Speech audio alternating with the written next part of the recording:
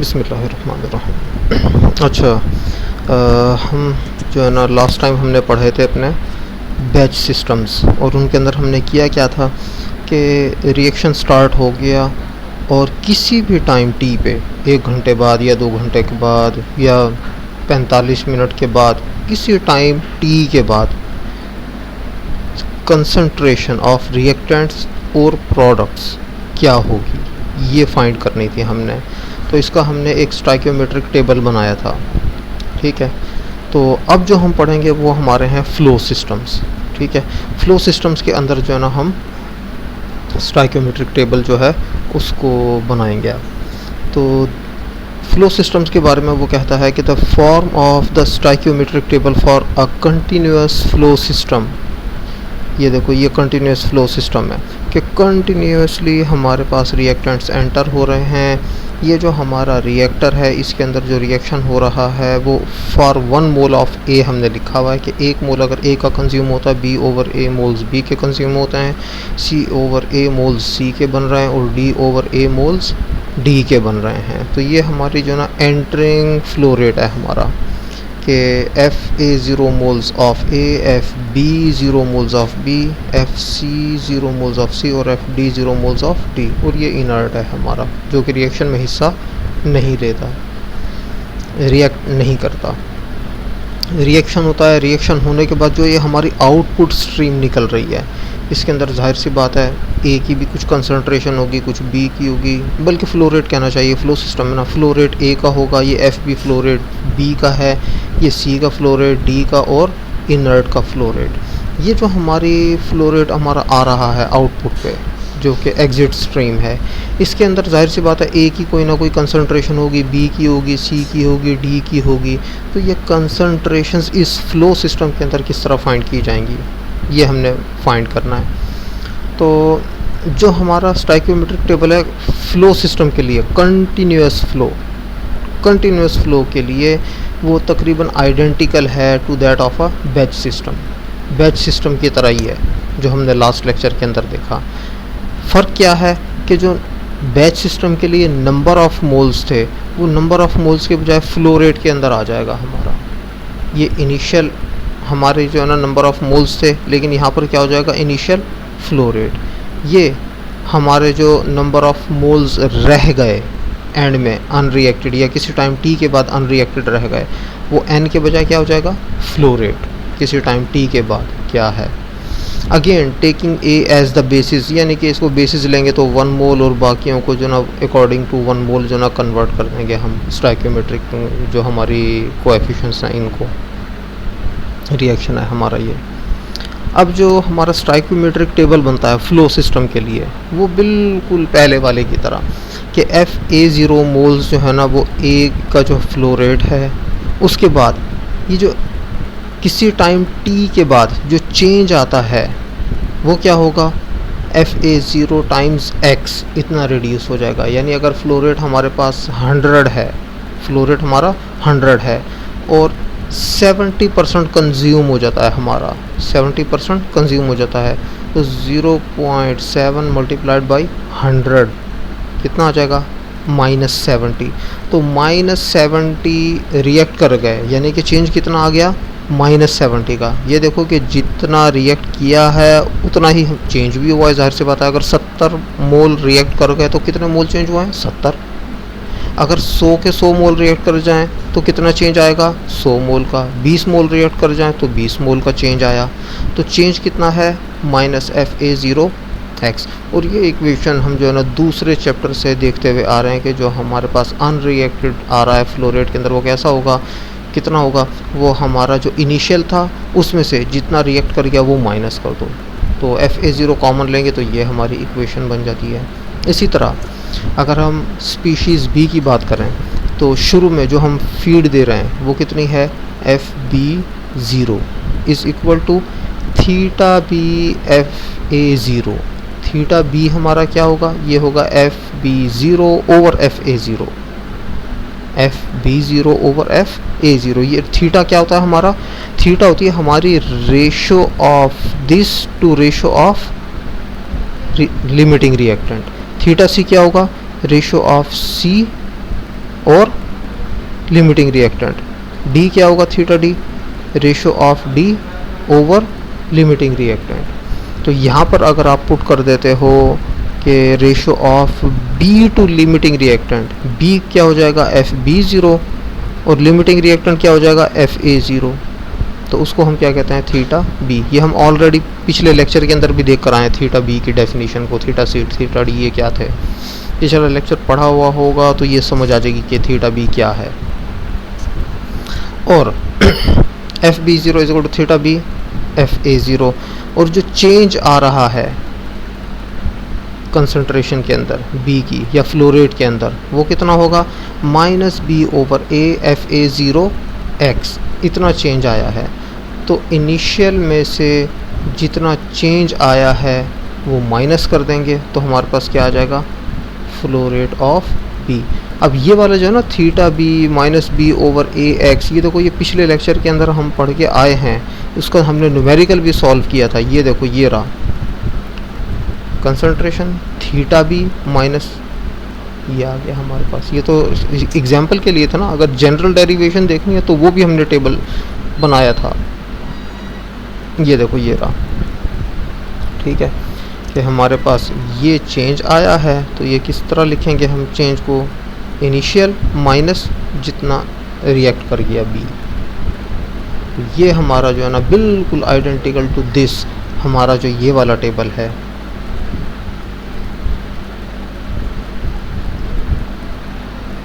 Flow system का ये वाला है आइडेंटिकल टू प्रीवियस टेबल। इसी तरह सी की जो इनिशियल अमाउंट है वो कितनी है theta C F A zero, ये इनिशियल अमाउंट है हमारी जो कि इनिशियली हमने फीड की है जा रही है जो फ्लो रेट, ये सी का एंटरिंग फ्लो रेट है।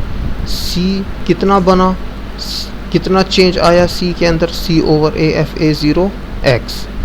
तो हमारे पास जो सी की फ्लो रेट होगा एग्जिट के ऊपर वो क्या होगा इनिशियल प्लस जितना बना है, जितना चेंज आया है। इसी तरह डी का क्या होगा जितना शुरू में था एंटरिंग के ऊपर, एंट्रेंस के ऊपर जितना हमारा फ्लो रेट था प्लस जितना मज़ीद बन गया रिएक्शन की वजह से उसका फ्लो रेट भी ऐड कर लो। तो ये दोनों को ऐड करेंगे तो total flow rate of D आ जाएगा हमारे पास।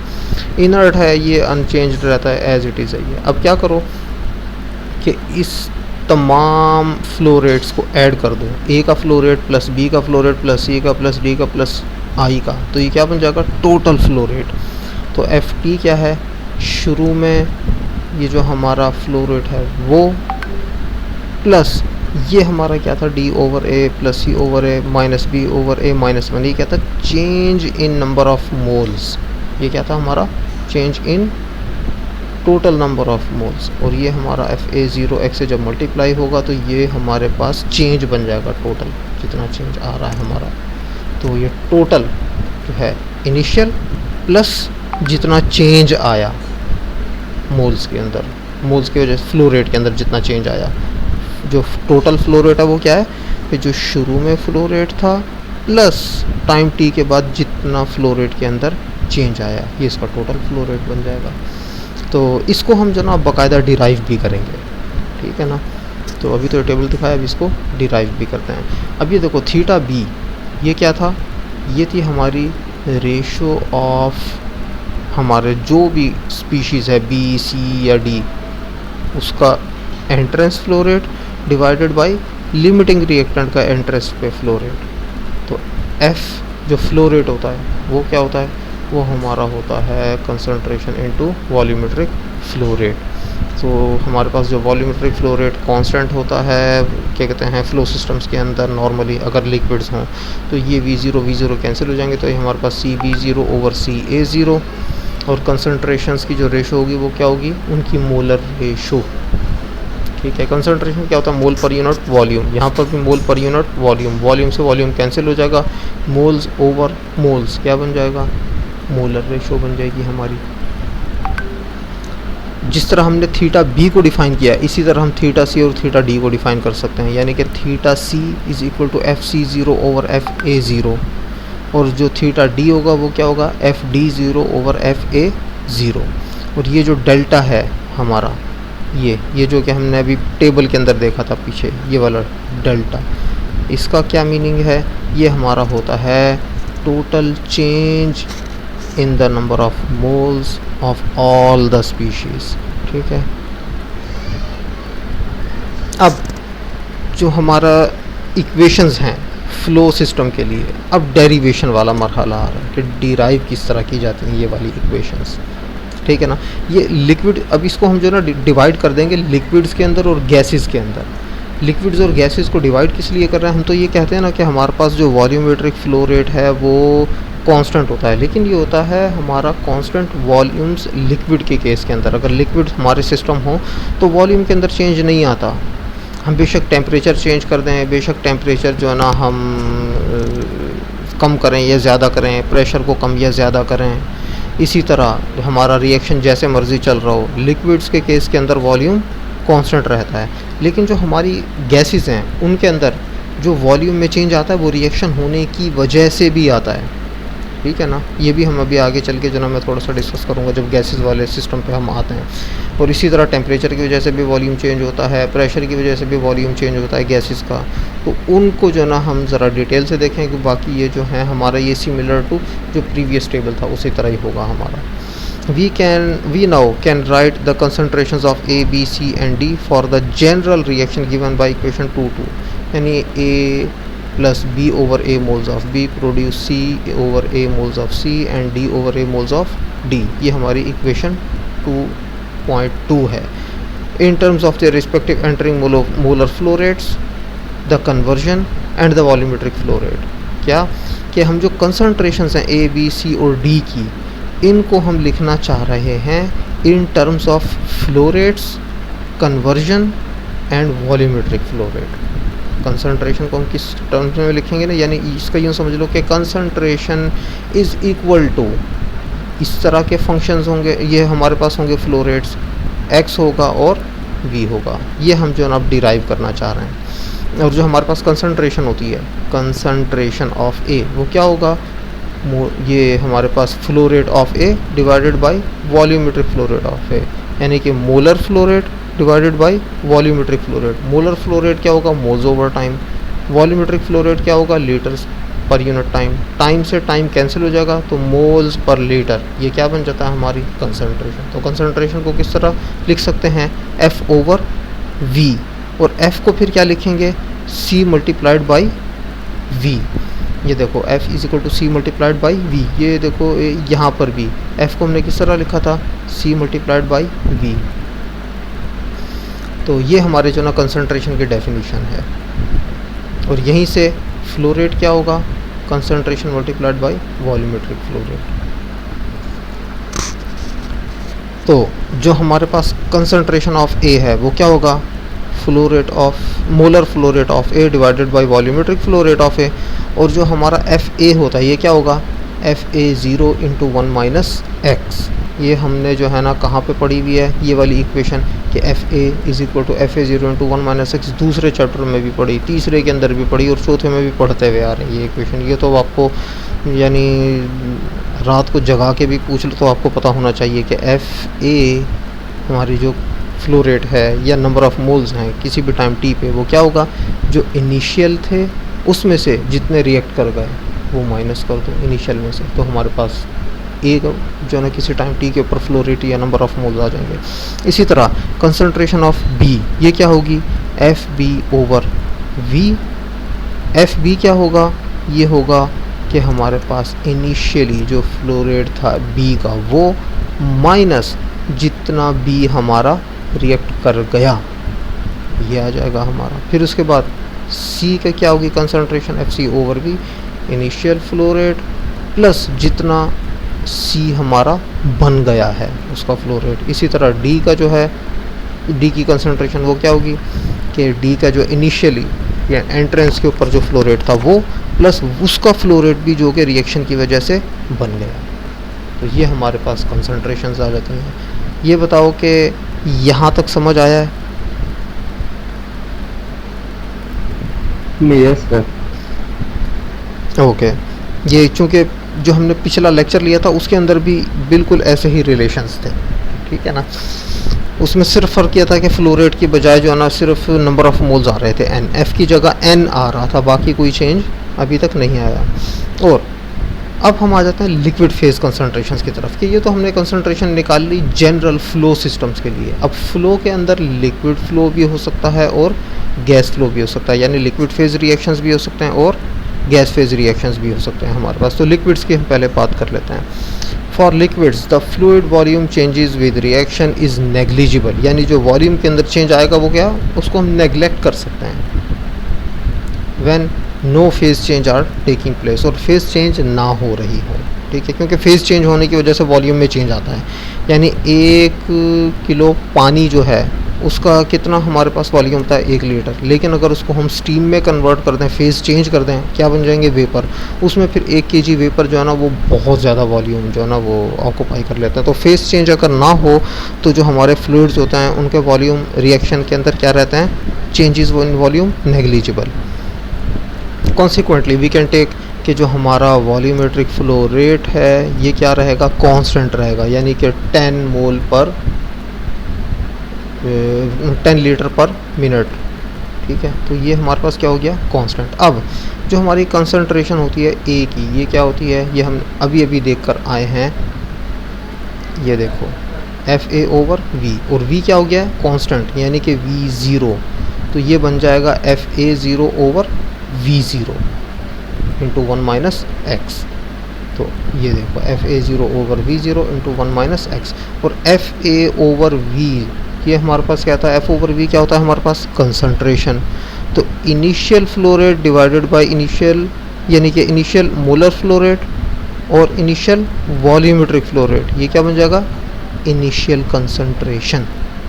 तो C A is equal to initial concentration into 1 minus X, यानी कंसंट्रेशन जो स्टार्ट के अंदर थी एंट्रेंस के ऊपर, उसमें से जो कंसंट्रेशन हमारी रिड्यूस हो गई रिएक्शन की वजह से, वो माइनस करेंगे तो किसी भी टाइम टी के ऊपर हमारी कंसंट्रेशन आ जाएगी। इसी तरह जो हमारा सी बी है वो क्या है, flow rate of B divided by volumetric flow rate. ये मोलर फ्लो रेट है, ये वॉल्यूमेट्रिक फ्लो रेट है। और ये एफ बी जो है हमारा, ये क्या होगा, हमारा एंट्रेंस के ऊपर बी का मोलर फ्लो रेट माइनस जितना मोलर फ्लो रेट रिएक्शन की वजह से कम हुआ वो डिवाइड कर, वो माइनस कर दो। तो ये हमारे पास क्या बन जाएगा, बी की कंसंट्रेशन किसी भी टाइम टी पे या किसी कन्वर्जन एक्स के लिए। इसी तरह या अब यहाँ पर हमारे पास जो है ये जो हमारा न्यूमरेटर है, न्यूमरेटर में से हम क्या करते हैं, एफ ए ज़ीरो को कॉमन ले लेते हैं। जब हम एफ ए ज़ीरो कॉमन लेंगे तो ये एफ ए ज़ीरो कॉमन आ गया, और जो हमारी पहली टर्म है ये क्या हो जाएगी, एफ ए ज़ीरो से डिवाइड हो जाएगी। और इसी तरह जो दूसरी टर्म है वो भी एफ ए ज़ीरो से डिवाइड होगी, तो एफ ए ज़ीरो कैंसिल हो जाएगा, हमारे पास minus B over A X ये बन जाता है, ठीक है। अब ये है molar flow rate of B at entrance divided by molar flow rate of limiting reactant at entrance, ये हमारा क्या कहलाता है, थीटा बी, ठीक है, जो फ्लो रेट की जो हमारे रेशो होती है वो। और उसके बाद F A zero over V zero, ये क्या होगा, ये हमारा होगा सी ए ज़ीरो। अब इसकी जगह सी ए ज़ीरो आ जाएगा, इसकी जगह थीटा बी आ जाएगा। ये देखो सी बी क्या होगा, C A zero theta B minus B over A X. इसी तरह जो ये हमारी ये है इक्वेशन, इसको देखते हुए सी और डी की किस तरह आ जाएंगी कंसंट्रेशन, बी की जगह सी आ जाएगा तो ये सी सी बन जाएगा, C A zero as it is रहेगा, थीटा बी की जगह क्या आ जाएगा, थीटा सी आ जाएगा। और ये जो माइनस बी ओवर ए है ये क्या किस में कन्वर्ट हो जाएगा, प्लस सी ओवर ए। क्यों, बी तो हमारा रिएक्टेंट था ना, तो ये रिड्यूस होगा इसलिए माइनस है। और जो सी और डी हैं वो क्या हैं, वो बन रहे हैं रिएक्शन की वजह से प्रोड्यूस हो रहे हैं, तो ये प्लस हो जाएगा यहाँ पर, plus C over A x. इस तरह यहाँ पर plus D over A X. ये क्या आ गई हमारी कंसंट्रेशंस इन टर्म्स ऑफ हमारा जो कंसंट्रेशन एंट्रेंस के ऊपर है लिमिटिंग रिएक्टेंट की, वो हमारी मोलर रेशोज़ और हमारी कन्वर्जन जितनी भी हुई है, ये कन्वर्जन नेगेटिव होगी रिएक्टेंट्स के लिए और पॉजिटिव होगी प्रोडक्ट्स के लिए। सिंपली ये लिक्विड्स का ख़त्म, पोर्शन। अब किसका आएगा? गैस का। ये वाला जो है ना, इसके अंदर जो है ना काफ़ी लंबी चौड़ी डेरिवेशंस हैं मिलती जुलती सी, कोई ज़्यादा वो नहीं है, लेकिन ज़रा थोड़ा सा ये वाला पोर्शन डिफरेंट होगा। यहाँ अभी तक ये जो हम देख कर आए हैं ये वाला, यहाँ तक ये सिमिलर टू प्रीवियस लेक्चर था। अब जो आएगा इसमें सिमिलर टू प्रीवियस लेक्चर भी होगा और नई चीज़ें भी होंगी थोड़ी सी। ठीक है, ये बताओ कि लिक्विड फेज कंसंट्रेशंस तक समझ आई है?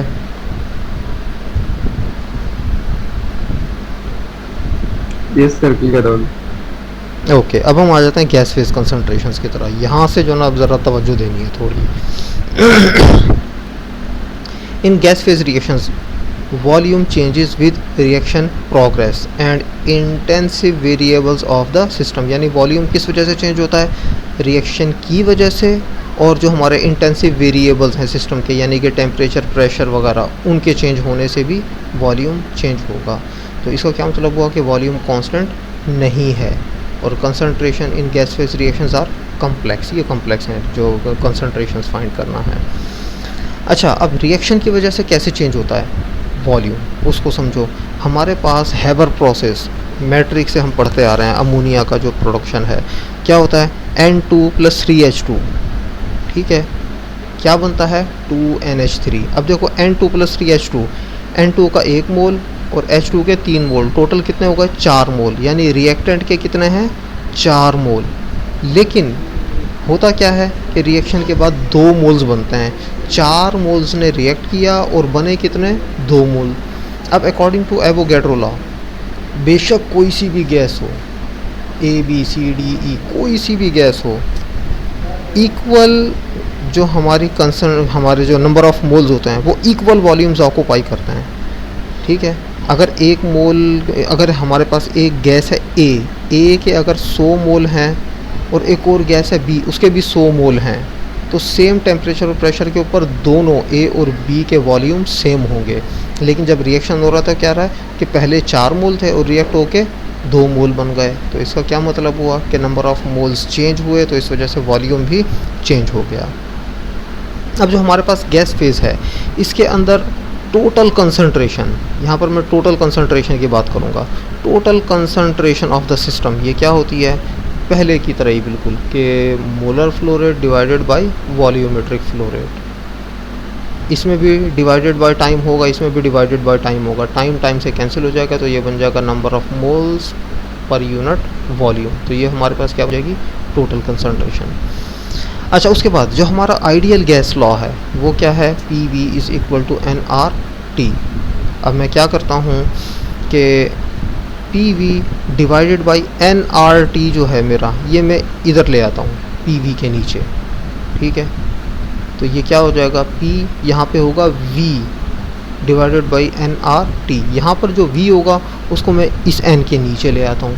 अब क्या होगा? ये V दोबारा ऊपर जाएगा, तो क्या बन जाएगा? PV/nRT। लेकिन मैंने यहाँ पे जो वॉल्यूम था उसको मैं नंबर ऑफ़ मोल्स के नीचे ले आया। क्यों? क्योंकि मैं चाह रहा हूँ कि कंसंट्रेशन की फॉर्म के अंदर मैं इस रिलेशन को लिखना चाह रहा हूँ। तो ये N/V, number of moles per unit volume, ये क्या बन जाएगा? Concentration C। तो ये देखो C। अब जो हमारा था कंप्रेसिबिलिटी फैक्टर G, ये हमने थर्मोडायनामिक्स 2 के अंदर भी पढ़ा था। वो क्या था? वो था PV/RT = G। और G किसके इक्वल होगा? 1 के इक्वल। किसके लिए? आइडियल गैसेस के लिए। अगर हमारी गैस आइडियल नहीं है तो G कोई और नंबर होगा 1 के बजाय, 1.3, 1.7 या 0.93, इस तरह करके कोई नंबर होगा ये हमारा, जो कि आइडियलिटी को शो कर रहा होगा कि आइडियलिटी से डेविएशन आ गई है हमारी, क्योंकि रियल गैस है, आइडियल गैस नहीं है। तो ये हमारे पास आ जाएगा P/CRT = G। P/CRT = G। इस इक्वेशन से हम क्या करते हैं? कंसंट्रेशन फाइंड कर लेते हैं। ये C दूसरी तरफ चला जाएगा और G इसके नीचे आ जाएगा, तो C = P/GRT। ठीक है, और जो हमारी, अगर हम यहाँ पर बात करें गैस की टोटल कंसंट्रेशन की, तो वो क्या हो जाएगी? CT = P/GRT। अब ये देखो कि CT FT/V के इक्वल भी है और CT P/GRT के इक्वल भी है। तो इसका क्या मतलब हुआ कि FT/V = P/GRT। तो ये देखो F T over V is equal to P over G R T, ये हमारे पास आ गई टोटल कंसंट्रेशन। ये अगर कंसंट्रेशन हमने एंट्रेंस के ऊपर निकालनी हो, रिएक्टर, ये जो हमारा रिएक्टर है उसके एंट्रेंस पे, तो एंट्रेंस के ऊपर जो हमारी टोटल कंसंट्रेशन है वो क्या होगी, एंट्रेंस के ऊपर flow rate total divided by volumetric flow rate. और आइडियल गैस लॉ अगर अप्लाई करेंगे तो क्या बन जाएगा, एंट्रेंस के ऊपर pressure divided by compressibility factor Z0 at entrance R, ये कांस्टेंट है 8.314, जहाँ मर्जी बेशक रिएक्टर के अंदर हो बाहर हो वट एवर, आर हमारा एज इट इज़ आ गया। देखो इधर भी आर था, यहाँ भी आर है, और T0 एंट्रेंस के ऊपर टेम्परेचर। अब हम क्या करते हैं, अब हम इस इक्वेशन को डिवाइड कर देते हैं इस इक्वेशन से। तो ये देखो ये हमारी F T over V is equal to P over G R T, ये हमारी इक्वेशन 14 है डिवाइडेड बाय इक्वेशन 4.15। अब क्या करते हैं, एफ टी ये वी कहाँ आ जाएगा, नीचे, और वी ज़ीरो कहाँ चला जाएगा, ऊपर। तो ये बन जाएगा F T V zero divided by F T zero V. इसी तरह इस साइड पर जो राइट हैंड साइड है हमारी, इस राइट हैंड साइड के अंदर जी आर टी नीचे आ जाएगा और G zero R T zero ऊपर चला जाएगा। दूसरे ये आर और आर ये कैंसिल हो जाएंगे, तो हमारे पास बन जाएगा P over G T P zero, और ये जी ज़ीरो टी ज़ीरो ये ऊपर आ जाएगा। तो हमारे पास ये रिलेशन आ गया, ठीक हो गया। तो एफ, अब हम क्या करते हैं कि इसको उल्टा देते हैं कि ये वाली टर्म ऊपर ले जाते हैं और ये वाली नीचे ले आते हैं, तो दूसरी साइड पर भी ऐसा ही होगा। तो F T zero V over F T V zero is equal to P zero G T over P G zero T zero. अब जो हमारे पास अगर रियल गैस जो हमारी अगर वो चेंज नहीं हो रही, तो किसी भी टेम्परेचर प्रेशर के चेंज होने की वजह से कंप्रेसिबिलिटी फैक्टर जो है ना ये चेंज नहीं होगा। यानी हाइड्रोजन के लिए किसी भी टेम्परेचर या प्रेशर के ऊपर ये तकरीबन सेम रहता है। 10 डिग्री के ऊपर जो जी की वैल्यू होगी वो 30 डिग्री पे भी वही वैल्यू होगी जी की, ठीक है। तो इसका क्या मतलब हुआ कि ये जी और जी ज़ीरो ये क्या है, इक्वल, तो ये भी कैंसिल हो जाएंगे। उसके बाद हम क्या करते हैं कि v को एक तरफ रखते हैं, बाकी ये सारा कुछ इक्वेशन की दूसरी साइड पे ले जाते हैं। तो हमारे पास v इज़ इक्वल टू ये v0 उधर जाके मल्टीप्लाई हो गया, ये आ गया, ये ft उधर जाके मल्टीप्लाई होगा, ft0 डिवाइड हो जाएगा, तो ft मल्टीप्लाई होगा, ft0 डिवाइड हो गया। उसके बाद p0 ओवर p ये आ गया, और t ओवर t0 ये आ गया। अब ये बताओ कि ये इक्वेशन 4.16 यहाँ तक समझ आई है। ये हमने किया कुछ भी नहीं है, टोटल कंसंट्रेशन हमने जो है ना हमारे रिएक्टर से भी निकाली एफ ओवर वी के फार्मूला से और आइडियल गैस लॉक से भी निकाली। उन दोनों को जो ना हमने कंपेयर कर लिया और उसके बाद जो ना सिंप्लीफाई कर लिया। सिर्फ ये किया है हमने और कुछ भी नहीं किया अभी तक। ये समझ आया है? Yes sir. ओके, उसके बाद मज़ीद हम आगे चलते हैं कि ये देखो कि हमारे पास हम तो ए बी सी डी लेकर चल रहे हैं ना, हम जनरल ले लेते हैं कि कोई भी हमारा रिएक्टेंट या प्रोडक्ट यानी कि कोई भी केमिकल स्पीशीज़ जे, उसकी कंसंट्रेशन क्या होगी, molar flow rate of J divided by volumetric flow rate, F J as it is आ गया। ये जो v है हमारा, ये हमने अभी फाइंड किया। ये देखो v0 ft0 ft over ft0 p0 over pt over t0, ये वाली वैल्यू जो है v की हम कहाँ पुट कर देते हैं, इस v की जगह। तो ये देखो ये आ गया हमारे पास। अब क्या होगा, अब ये है कि हमारे पास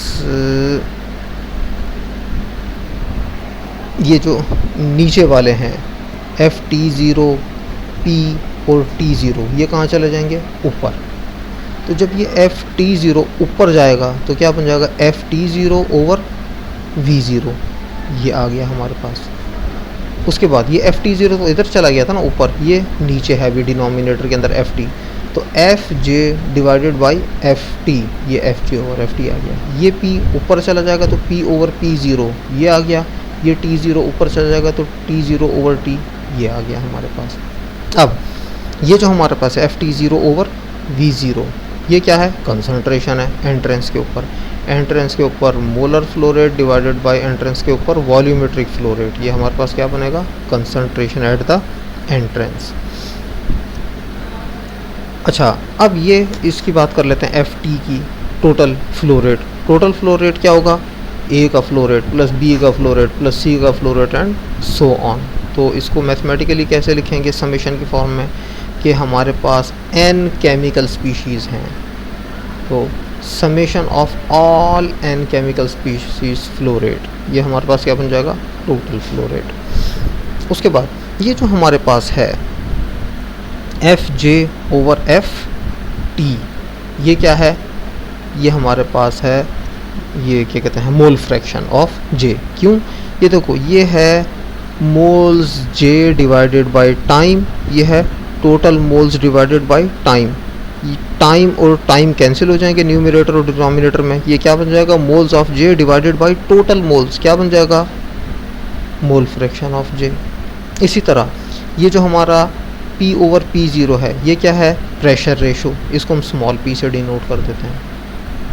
अब हम क्या करते हैं, सिर्फ ये करना है कि FT0 और ओवर V0, इसकी जगह क्या आ जाएगा, CT0, यानी यहाँ पर क्या आ जाएगा, CT0, और ये जो FJ ओवर FT है इसकी जगह क्या आ जाएगा, YJ, और ये जो P ओवर P0 है इसकी जगह क्या आ जाएगा, स्मॉल p, ये एज इट इज़ रहेगा। तो ये देखो हमारे पास ये रिलेशन बन गया, ठीक है, CT0 YJ PT0 over T, ये हमारे पास कंसंट्रेशन आ गई। अब ये बताओ कि यहाँ ये जो कंसंट्रेशन ऑफ स्पीशीज़ जे हमने निकाली है, यहाँ तक समझ आई आपको,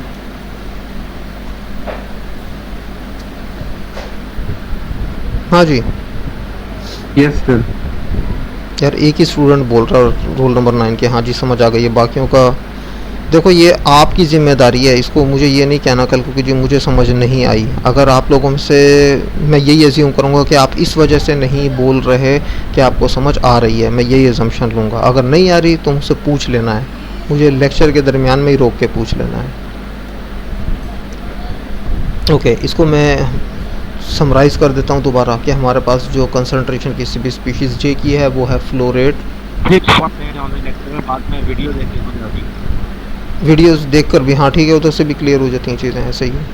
तो F J over V, molar flow rate और वॉल्यूमेट्रिक फ्लो रेट। ये जो वॉल्यूमेट्रिक फ्लो रेट था ये हम ऑलरेडी डिराइव कर चुके थे, इसको यहाँ पर हम पुट कर देते हैं और उसके बाद जो हम सिंप्लीफाई करते हैं, और सिंप्लीफाई करने के बाद ये जो हमारी होती है ये हमारा क्या होता है, टोटल कंसंट्रेशन एंट्रेंस, ये हमारे पास मोल फ्रैक्शन और ये हमारे पास प्रेशर रेशो। इन तीनों की वैल्यूज़ पुट करेंगे, ये वाली वैल्यू एज इट इज़ आएगी, तो हमारे पास ये इक्वेशन 419 बन गई। अब जो हमारा टोटल फ्लो रेट है ये क्या होगा, जो हमारा एंट्रेंस के ऊपर फ्लो रेट आया प्लस फ्लो रेट के अंदर जितना चेंज आया, ये हमारे पास क्या बन जाएगा, टोटल फ्लो रेट। ये हम जो ना जो हमने टेबल बनाया था ना अभी, उसके अंदर भी हमने इसको देखा था। देखो मैं पीछे जाकर आपको टेबल दिखा देता हूँ, ये कहाँ पे हमने रिलेशन निकाला था। ये देखो एफ टी इनिशियल यानी एंट्रेंस के ऊपर प्लस जितना चेंज आया है, तो वही रिलेशन जो ना एग्जैक्टली यहाँ पर आ गया हमारे पास, ये वाला, ठीक है। अब इसके अंदर हम क्या करते हैं, इस पूरी इक्वेशन को FT0 से डिवाइड कर देते हैं। तो यहाँ पर जब डिवाइड करेंगे लेफ्ट हैंड साइड पे तो वो क्या बन जाएगा, FT over FT0। Right side पर जब डिवाइड करेंगे तो पहली टर्म FT0 ओवर FT0 क्या बन जाएगा, 1 plus FA0 over FT0 into delta x, FA0 over FT0 into delta x.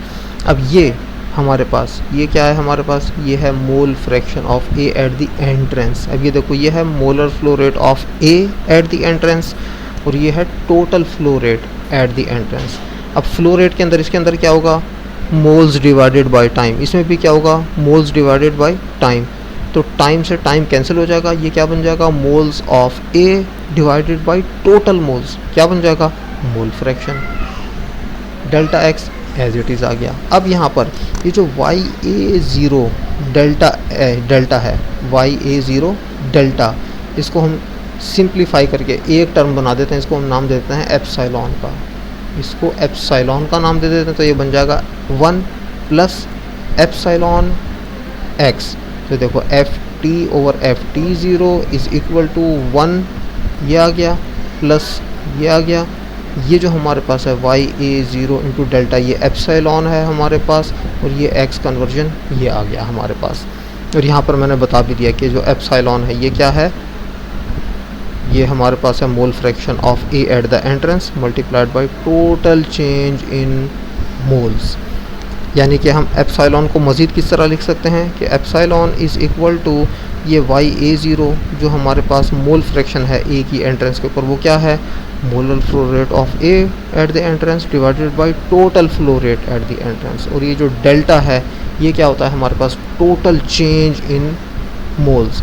तो डी के मोल्स पर मोल ऑफ ए, सी के मोल्स पर मोल ऑफ ए, ये ऐड हो जाएंगे क्योंकि ये प्रोडक्ट है, और ये माइनस हो जाएंगे कि ये रिएक्टेंट है, बी के मोल्स और ए का मोल।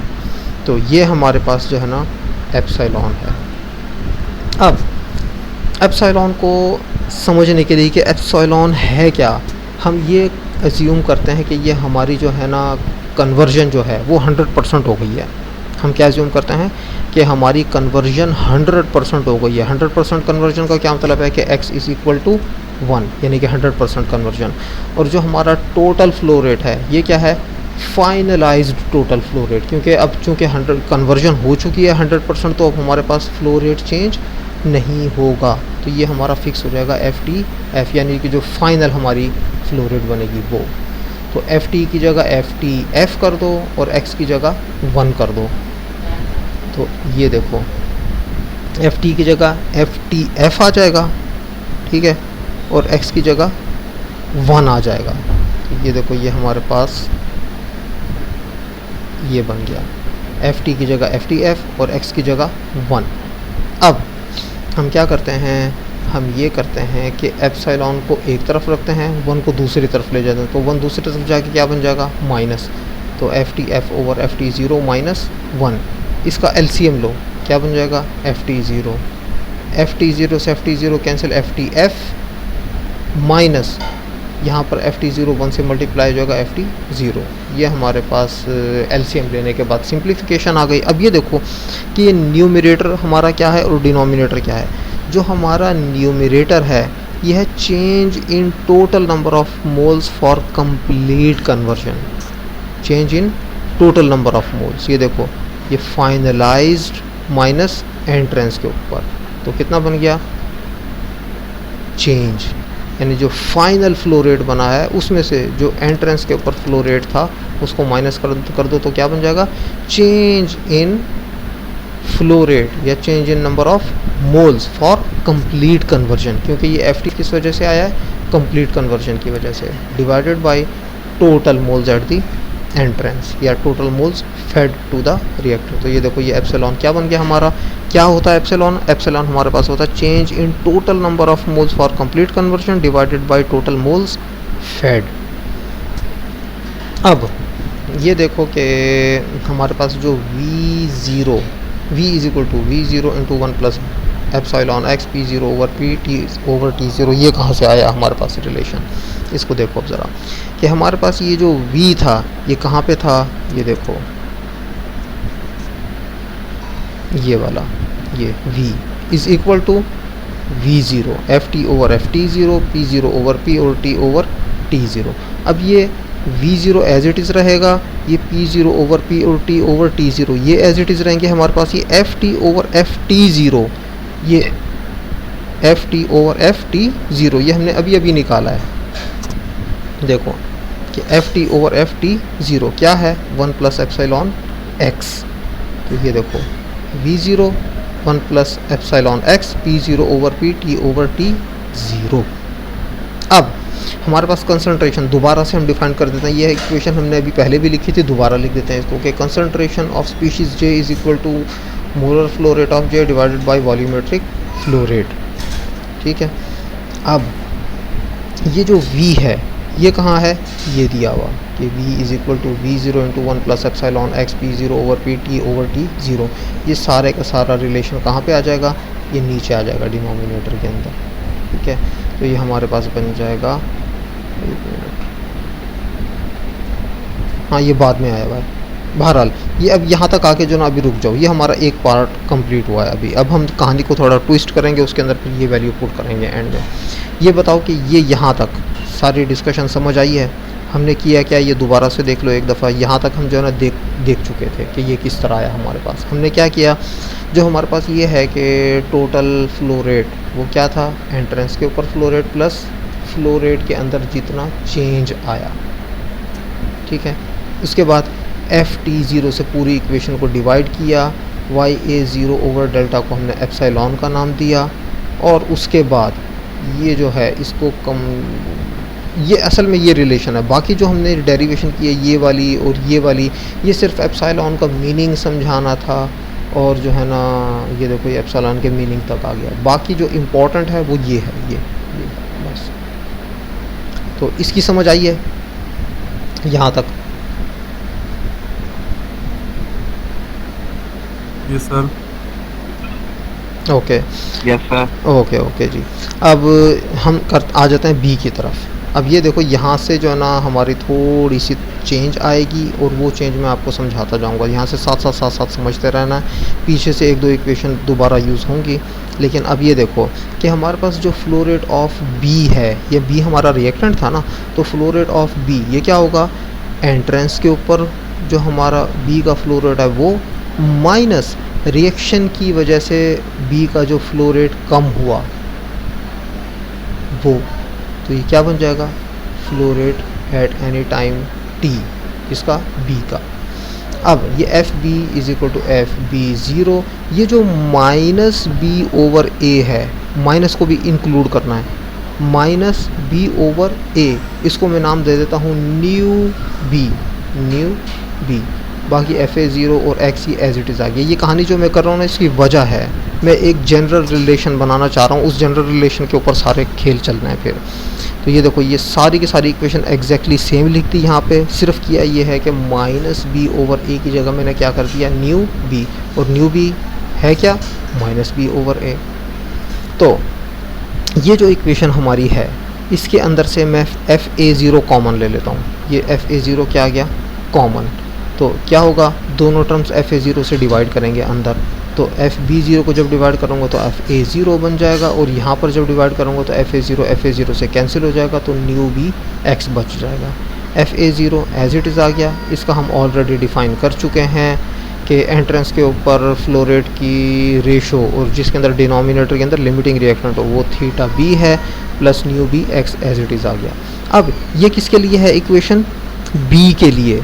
मैं इसको कर देता हूँ जनरल स्पीशीज़ जे के लिए, तो ये बन जाएगा F J is equal to F A zero as it is आ गया, थीटा बी की जगह थीटा जे, न्यू बी की जगह न्यू जे, और एक्स की जगह एक्स। कोई चेंज नहीं आया, सिर्फ हमने बी की जगह जे कर दिया, तो ये हमारी जनरल इक्वेशन बन गई। बी का मैंने सिर्फ जो है ना कैलकुलेशन इसलिए शो करवाई है कि मैं ये बताना चाह रहा था कि ये वाली इक्वेशन न्यू बी के साथ बनी किस तरह है आखिर।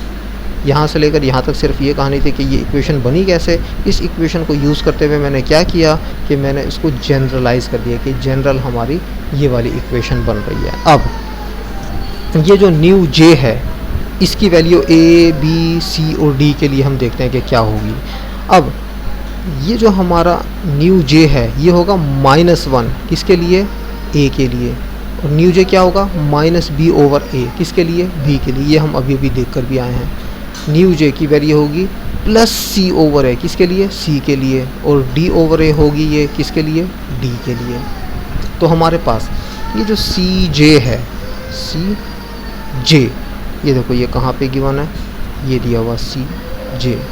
अब हमने एफ जे अभी अभी निकाला है, और वी कहाँ पे है, ये दिया हुआ, ये वी है हमारा।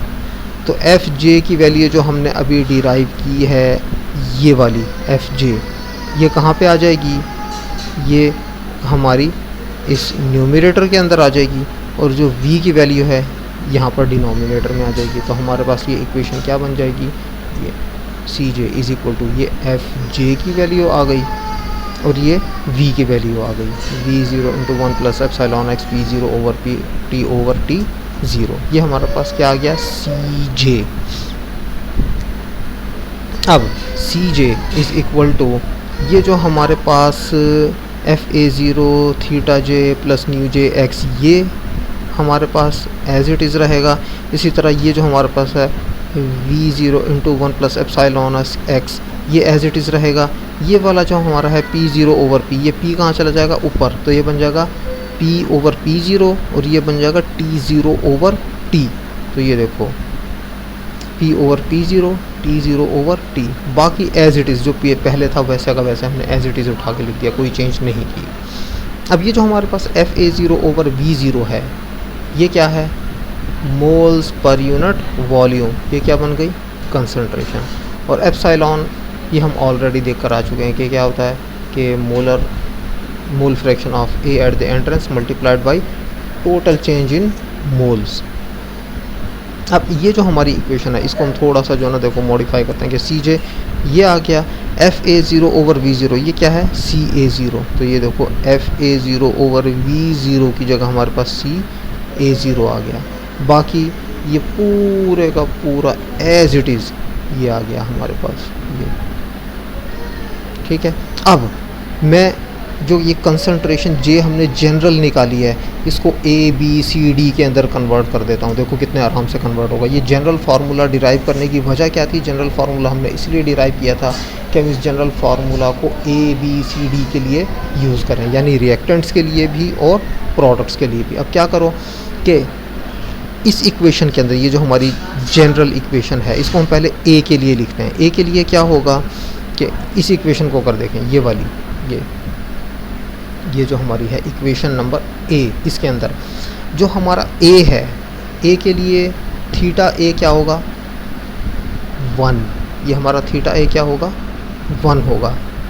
क्यों, क्योंकि थीटा होता क्या है कि ratio of flow rate of B to divided by A, तो ए के लिए क्या होगी flow rate of A divided by flow rate of A, तो वो कैंसिल होके क्या बन जाएगा 1। तो या फिर इसको यूँ कह लो कि ये जो हमारा सी जे है, जहाँ जहाँ पे जे है ना वहाँ पे ए लिखो पहले, जहाँ जहाँ पे जे है वहाँ पे पहले ए लिख दो।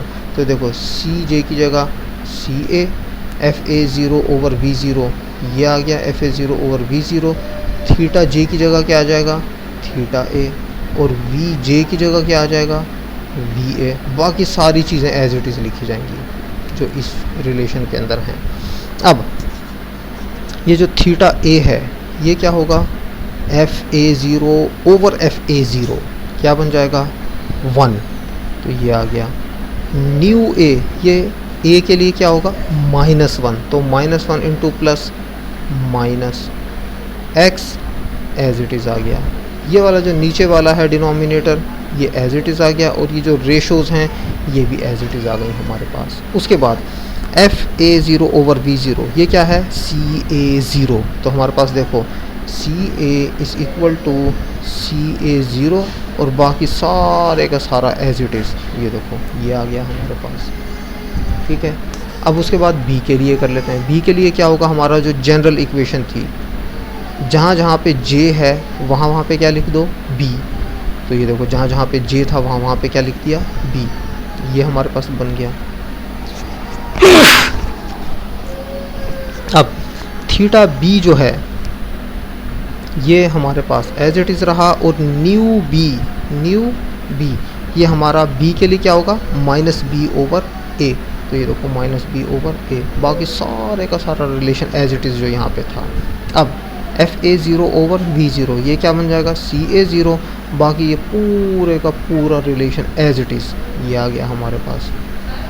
इसी तरह जब हम सी की बात करते हैं तो जो हमारे जनरल इक्वेशन थी ये वाली, उसके अंदर क्या करना है, जहाँ जहाँ पे जे है वहाँ वहाँ पे क्या कर देना है सी, तो ये देखो जहाँ जहाँ पे जे था वहाँ पे सी सी सी।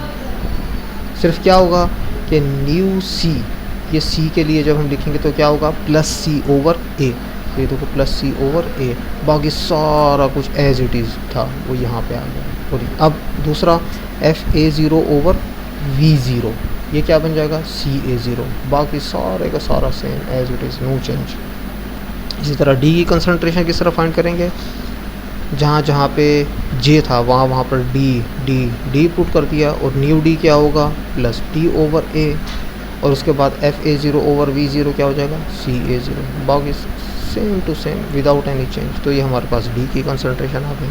अब ये जो मैंने डिराइव की है ना, ये देखो ए के लिए एक ये वाली इक्वेशन एफ ओवर वी के साथ और सी ए ज़ीरो के साथ, इसी तरह बी का F A zero V zero के साथ और सी ए ज़ीरो के साथ। अगेन सी के लिए F A zero over V zero के साथ और सी ए ज़ीरो के साथ। इसी तरह D F A zero over V zero के साथ और सी ए ज़ीरो के साथ। ये सारी के सारी इक्वेशन समराइज़ कर दी हैं बुक में एक टेबल के अंदर। ये टेबल सारी वही डेरिवेशन है जो हमने अभी अभी की है। तो ये हमारा कंसंट्रेशन का या स्टाइक्योमेट्रिक टेबल है हमारा, उस केस में जब हमारा वॉल्यूमेट्रिक फ्लो रेट चेंज हो रहा हो। तो ये देखो यही वाला relation F A zero over V zero के साथ और उसके बाद सी ए ज़ीरो के साथ, F A zero over V zero C A zero. ये सारे हमने अभी अभी for A for B for C for D करके जो डिराइव किए थे, एग्जैक्टली वही रिलेशन है, कोई फ़र्क नहीं है। ये देखो ये डिराइव किए गए हमने, ठीक है। यहाँ पर मैं थोड़ा सा दोबारा से जो है ना एक हल्का सा समराइज़ कर देता हूँ कि हमने किया क्या था। यहाँ तक तो ऑलरेडी मैं पता कर चुका था ना कि समझ आई है नहीं। अब उसके बाद हमने क्या किया, हमने सिर्फ ये किया कि एफ बी वाला जो रिलेशन है वो हमने पहले लिखा, सिर्फ इसको हमने माइनस बी ओवर ए को न्यू बी किया और उसके बाद एफ ए ज़ीरो को कॉमन लेके इसको फाइनल रिलेशन बना दिया हमने एफ बी का, ठीक है, कि फ्लो रेट ऑफ बी किसी भी टाइम टी पे किस तरह निकालते हैं, इस इक्वेशन को यूज़ करते हुए इसको हमने जनरलाइज़ कर दिया। जहाँ जहाँ पे बी था वहाँ पे क्या कर दिया, जे कर दिया, जनरल हमारे पास इक्वेशन बन गई। इस जनरल इक्वेशन के अंदर ये जो न्यू जे है इसको अभी हमने बता दिया कि ए के लिए -1, बी के लिए माइनस बी ओवर है, सी के लिए सी ओवर है, डी के लिए डी ओवर ए।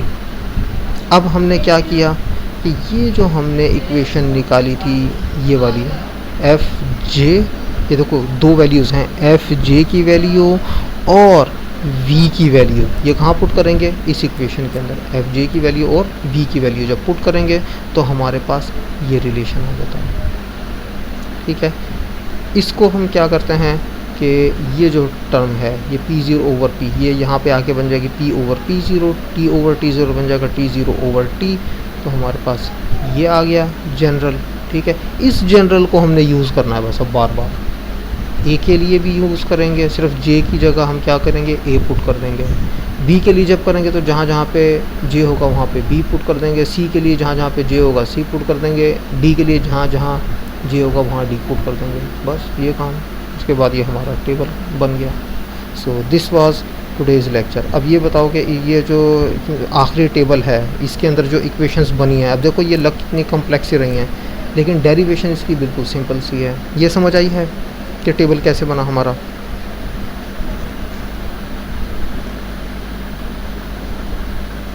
Yes sir.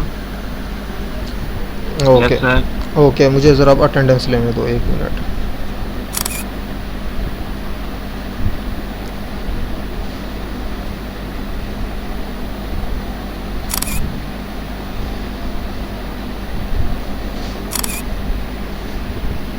ओके जी, थैंक यू वेरी मच, अल्लाह हाफिज़।